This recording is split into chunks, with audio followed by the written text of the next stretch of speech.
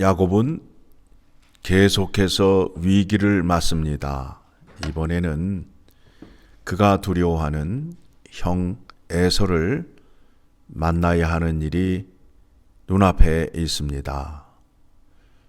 그런데 이 일을 여호와 하나님께서 어떻게 인도하시고 해결하여 주시는지를 확인하여야 합니다. 베델의 하나님께서 약속의 땅으로 올라가라 말씀하셨습니다. 그런데 그 길을 가는데 가장 두려운 상대인 에서를 만나게 되는데 야곱이 무엇을 보느냐 하면 하나님의 군대를 보게 됩니다. 즉 야곱이 가는 길에 하나님의 군대가 함께함으로 인하여 그 앞에 있는 모든 일을 이기게 해 주시는 겁니다. 그런데 야곱은 여호와 하나님을 의지하지만 전적으로 의지하지 않고 자기의 생각과 자기의 뜻으로 판단을 하는 내용이며 또 그러한 야곱에게 여호와 하나님께서 어떻게 역사하는지를 창세기 32장의 말씀을 통하여 확인하려 합니다. 자, 우리가 위기를 맞게 되면 기도를 하게 되지요. 야곱도 이와 같은 상황에서 기도를 합니다. 기도를 어떻게 하느냐 하면 약속의 말씀을 붙들고 기도를 하고 있습니다. 자, 9절의 말씀을 보게 되니까 이렇게 기도를 합니다. 같이 읽습니다.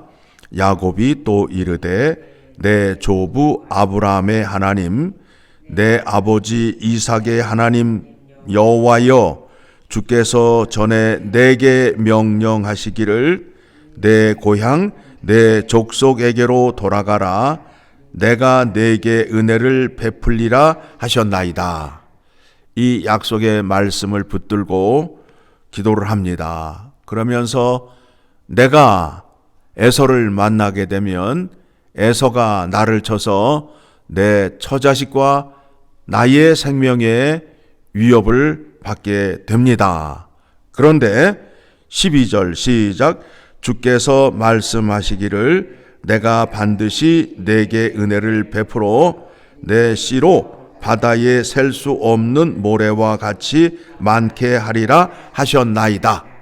이 약속을 지키시옵소서. 내가 이 약속의 말씀을 붙들고 기도를 하며 또 하나님은 그 뜻을 이루소서라는 내용입니다.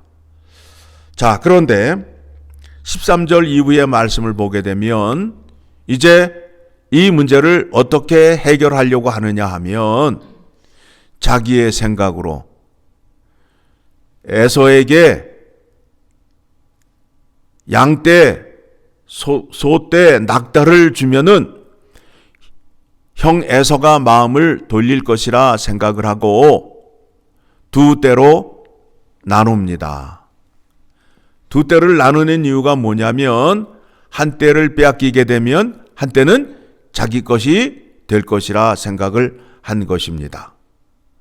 그리고 가족들과 함께 있다가 이제 가족들마저도 먼저 보내고 홀로 남아 있는 겁니다. 그때에 여호와 하나님께서 야곱에게 나타나십니다. 야곱의 생각은 하나님을 의지하며 기도하였지만 약속한 말씀대로 행하려는 믿음이 없었습니다. 그런데 여호와 하나님께서는 자신이 약속하신 말씀을 이루려는 의지와 열심이 있다라는 거예요. 지금 아브라함과 이삭에게 약속하셨던 그 약속의 말씀을 이루어야 하는데 지금 누가 지체를 하고 있는 거예요? 야곱이 지체를 하고 있는 거 아니에요? 약속의 땅에 올라와야, 약속의 땅으로 다시 돌아와야 야곱으로부터 영광을 받게 되잖아요. 어떤 영광을 받게 되죠? 여호와 하나님은 나의 하나님이 되고 또 이 땅에 하나님의 집을 세우고 또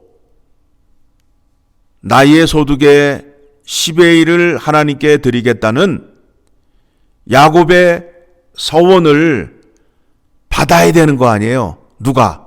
여호와 하나님께서.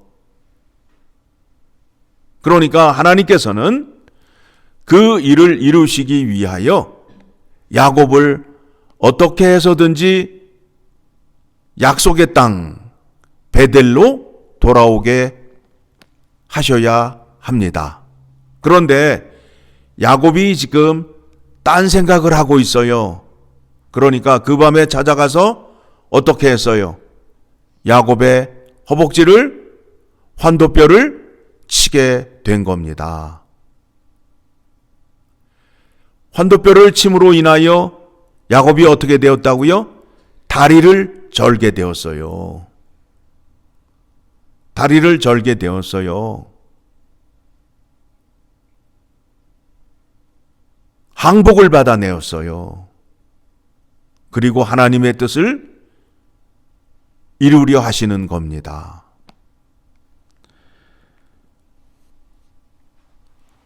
야곱이 하나님과 씨름을 하다가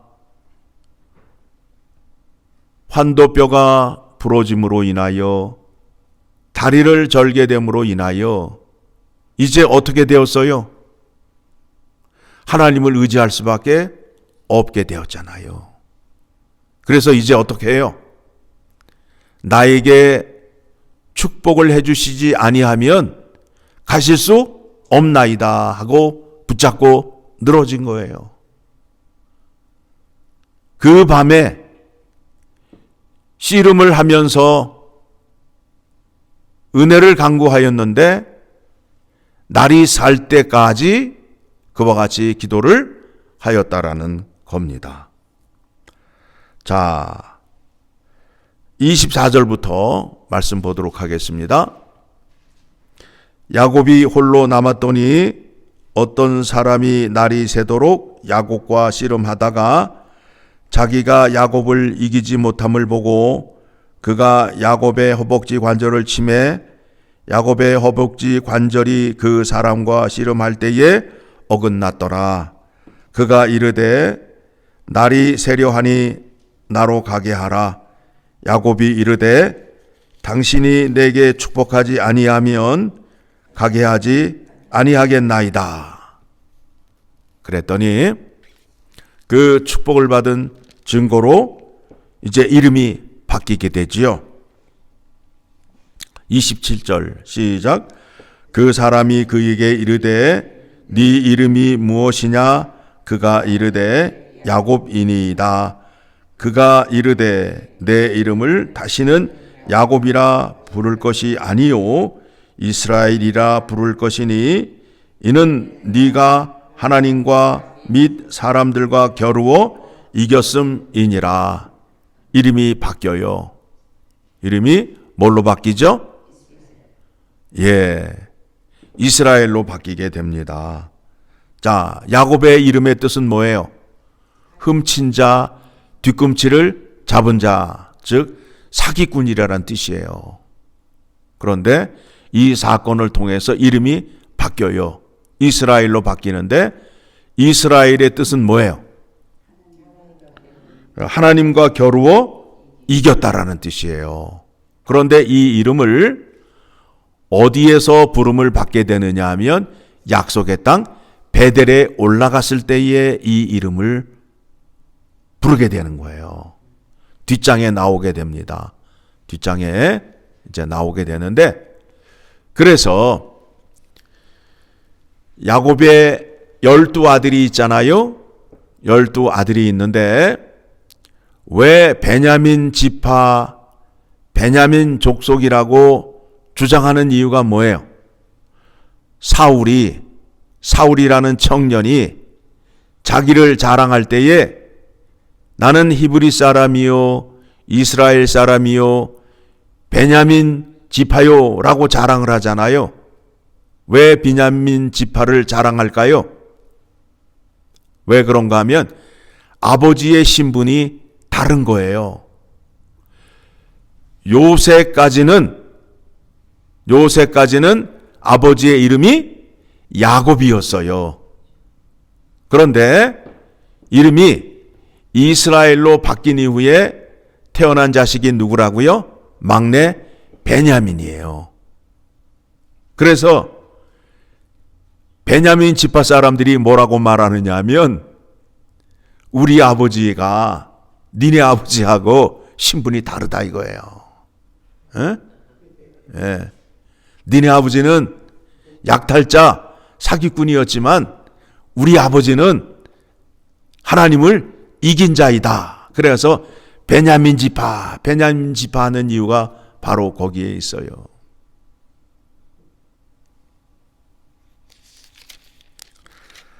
그래서 축복을 받고 이제 형 에서에게로 나아가는 장면이 33장에 나오게 됩니다.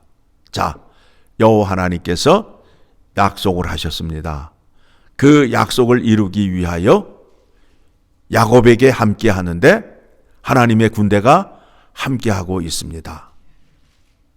그런데 야곱은 하나님의 일하심을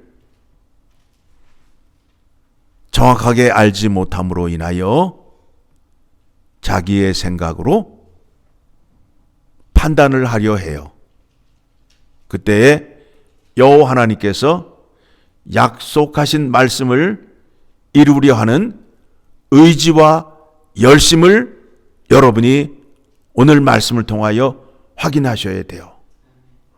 약속하신 것은 어떻게든지 이기게 하시고 그 다음에 그 약속을 성취시키게 하시는 여호와 하나님을 찾으셔야 돼요. 또한 야곱은 위기를 맞았을 때 어떻게 기도를 하였다고요? 약속의 말씀을 붙들고 기도하였다라는 거예요. 여호와 하나님께서 내 할아버지, 내 아버지에게 이렇게 약속하시고 나에게도 이렇게 약속하지 않으셨습니까? 라고 항변하며 기도를 하는 거예요. 그러니 여호와 하나님께서는 무엇에 제일 약하시다고요? 약속하신 말씀을 붙들고 기도하게 되면 여호와 하나님은 꼼짝 못 하시는 거예요. 왜 그래요? 그 약속을 지키지 않으시면 하나님은 약속의 하나님이 아니시기 때문에 그렇다는 거예요.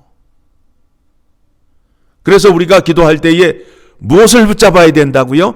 약속의 말씀을 붙잡으셔야 돼요. 약속의 말씀이 아닌 것 가지고 자꾸 자기의 욕심과 자기의 욕망을 간구하게 되면 그거는 뜻을 이루지 못해요. 뜻을 이루지 못해요.